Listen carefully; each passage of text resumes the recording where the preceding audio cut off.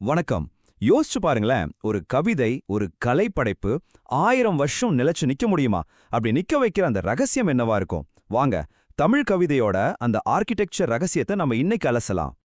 ஆமா, 1000 வருஷம் நிலைச்சு நிக்கிற மாதிரி ஒரு கவிதையை எப்படி எழுதுறது? ஒரு கோயில் மாதிரி காலம் கடந்தும் நிக்கிற ஒரு கவிதை, அது எப்படி சாத்தியம்? வெறும் கற்பனை மட்டும் போதுமா அதுக்கு? இல்லவே இல்ல. அதுக்கு ஒரு ப்ளூ பிரிண்ட் வேணும். ஒரு பக்கா பிளான் தேவை. ஒரு பில்டிங் கட்டுறதுக்கு எப்படி ஒரு ஆர்க்கிடெக்சர் பிளான் முக்கியமோ, அதே மாதிரி தான் ஒரு சூப்பரான கவிதைக்கும் ஒரு கட்டமைப்பு வரைபடம் தேவை. அந்த ப்ளூ பிரிண்ட்டை பத்தி தான் நாம இன்னைக்கு பார்க்க போறோம். அந்த ப்ளூ பிரிண்டோட பேரு தான் தண்டி அலங்காரம். இது ஒன்னும் நேத்து எழுதுனதில்ல. கிட்டத்தட்ட 12ஆம் நூற்றாண்டுல தண்டி அப்படிங்கிற ஒரு ஆசான் எழுதுனது. ஒரு கவிதையை எப்படி டிசைன் பண்றது, எப்படி அழகாக்குறதுன்னு சொல்ற ஒரு கம்ப்ளீட் கைடு இது. சரி, வாங்க இந்த ப்ளூ பிரிண்ட்டை வச்சு ஒரு கவிதைங்கிற கட்டடத்தை நம்ம எப்படி எழுப்பலான்னு பார்க்கலாம். எவ்வளவு பெரிய பில்டிங்கா இருந்தாலும் அதோட ஆரம்பம் ஒரு சின்ன செங்கல் தான் இல்லையா? அதே மாதிரி தான் ஒரு பெரிய காவியமும் அதோட பேசிக் யூனிட்ல இருந்து தான் உருவாகுது. தண்டி அலங்காரம் இதை சிம்பிளா 3 ஸ்டெப்பா சொல்லுது. முதல் ஸ்டெப் முத்தகம், அதாவது ஒரே ஒரு பாட்டு, ஆனா அதுவே ஒரு முழுமையான அர்த்தம் கொடுக்கும். ஒரு அழகா செதுக்குன கல் மாதிரி. ரெண்டாவது குலகம், இதுல நிறைய பாட்டுங்க சேர்ந்து ஒரே ஒரு விஷயத்த, ஒரே ஒரு ஆக்ஷனை பத்தி பேசும். கடைசியா தொடர்நிலை, இதுல பாடல்கள் ஒன்னோட ஒன்னு கனெக்ட் ஆகி ஒரு பெரிய கதையை சொல்லும். சொல்லப்போனா இதுதான் ஒரு காவியத்தோட முழு ஃப்ரேம் ஒர்க். சரி, இந்த தொடர்நிலையிலேயே 2 விதமான பெரிய பில்டிங் ஸ்டைல்ஸ் இருக்கு. ஒன்னு பெருங்காப்பியம். தண்டி அலங்காரம் என்ன சொல்லுதுன்னா, ஒரு பெருங்காப்பியம்னா அதுல அறம், பொருள், இன்பம், வீடு, பேருன்னு 4 விஷயமும் இருக்கணும். அது மட்டும் இல்ல, ஹீரோவுக்கு இணையா யாருமே இருக்கக்கூடாது. கூடவே மலை, கடல், நாடு, நகரம்னு வர்ணனைகளும் கண்டிப்பா வேணும். இன்னொன்னு காப்பியம், அதாவது சிறு காப்பியம். இதுல இந்த 4 விஷயங்கள்ல ஏதாவது ஒன்னோ ரெண்டோ மிஸ் ஆகலாம். ஓகே, இப்போ நம்ம கவிதை கட்டிடத்தோட பவுண்டேஷனும் சுவரும் ரெடி. சரி, பில்டிங் ஸ்ட்ரக்சர் ரெடி. இப்போ அதுக்கு உயிர் கொடுக்க வேண்டாமா? அழகுபடுத்த வேண்டாமா? வாங்க அந்த அலங்கார வேலைகளை பத்தி பார்க்கலாம். சொல்லப்போனா இதுதான் ஒரு கவிதையோட ஆன்மாவே.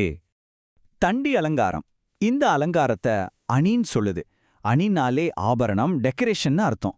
ஒரு கோயில்ல இருக்கிற சிற்பங்கள் மாதிரி இந்த அணிகள் தான் கவிதைக்கு அழகையும் ஒரு ஆழமான அர்த்தத்தையும் கொடுக்குது. இதுல மொத்தம் 35 வகை இருக்கான். நாம் அதுல சில முக்கியமானதை மட்டும் இப்போ பார்க்கலாம். முதல்ல ரொம்ப பேசிக்கான, ரொம்ப முக்கியமான ஒரு ஆபரணம் ஓமை அணி. இது நம்ம எல்லாருக்குமே தெரிஞ்சதுதான், நாம அடிக்கடி பயன்படுத்துறது தான். சிம்பிளா சொன்னா, ஒரு விஷயத்த இன்னொரு விஷயத்தோட ஒப்பிட்டு சொல்றது, அதோட குவாலிட்டியையோ இல்ல ஒரு செயலையோ விளக்கறதுக்கு. போல, மாதிரி, இந்த மாதிரி வார்த்தைகளை வச்சு இந்த ஒப்பீட ரொம்ப வெளிப்படையா சொல்லுவாங்க. இதோட ஃபார்முலா ரொம்ப சிம்பிள். ஏ பி மாதிரி இருக்கு, அவ்வளோதான். உதாரணத்துக்கு மதிமுகம்னு எடுத்துக்கிட்டா, மதியை போன்ற முகம். இங்கே கம்பேரிசன் ரொம்பவே கிளியரா இருக்கு. சரி, அடுத்த டெக்கரேஷனுக்கு போலாமா? இது உவமையை விட ஒரு ஸ்டெப் மேல, ரொம்ப ஆழமான, பவர்ஃபுல்லான ஒன்னு. அதுதான் உருவகவணி. உருவகம் என்ன பண்ணும்னா, 2 விஷயங்களுக்கு நடுவுல இருக்கிற வித்தியாசத்தை எடுத்துடும். ஒன்னு இன்னொன்னு மாதிரி இருக்குன்னு சொல்லாது, அதுவே இதுதான் அடிச்சு சொல்லும். இதோட ஃபார்முலா ஏ தான் பி.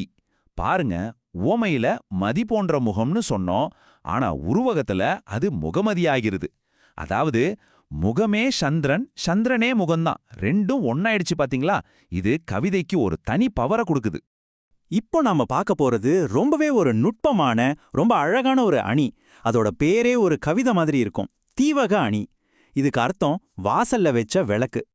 இதோட ஐடியா என்னன்னா, ஒரு ரூமோட வாசல்ல ஒரு விளக்க வச்சா அது ரூமுக்கு உள்ளேயும் வெளிச்சம் தரும், வெளியேயும் வெளிச்சம் தரும் இல்லையா? அதே மாதிரி பாட்டுல ஒரே இடத்துல வர ஒரே ஒரு வார்த்தை அந்த பாட்டுல இருக்கிற மத்த பல வார்த்தைகளோட சேர்ந்து பொருள் கொடுக்கும். ஒரே ஒரு சொல் பாட்டு முழுக்க டிராவல் பண்ணி எல்லாத்துக்கும் ஒரு அர்த்தத்தை கொடுக்கும். இது உண்மையிலேயே ஒரு கவிஞனோட திறமைக்கு ஒரு பெரிய சாட்சி. ஓகே, நம்ம பில்டிங்கோட ஸ்ட்ரக்சரை பார்த்தாச்சு. சிற்பங்கள் மாதிரி அணிகலன்ல வச்சு அழகுபடுத்தியாச்சு. இப்போ ஃபைனல் டச், அதாவது ஃபைனல் பாலிஷ். இது வார்த்தைகளோட சவுண்ட் பத்தினது. தண்டி அலங்காரம் இந்த பகுதிய சொல்லணியல்னு சொல்லுது.